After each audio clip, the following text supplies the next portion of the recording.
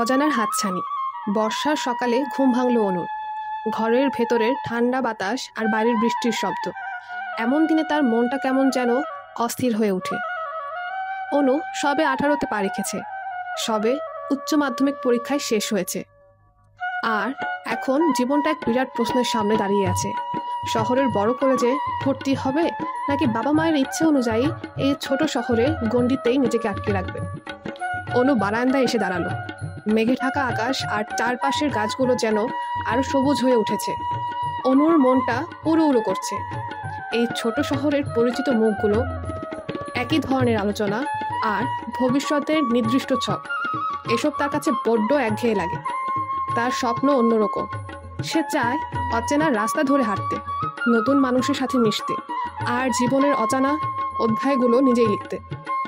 বড় কলেজটা শহরের বাইরে, সেখানে যেতে হলে একা থাকতে হবে, নতুন করে সব শুরু করতে হবে।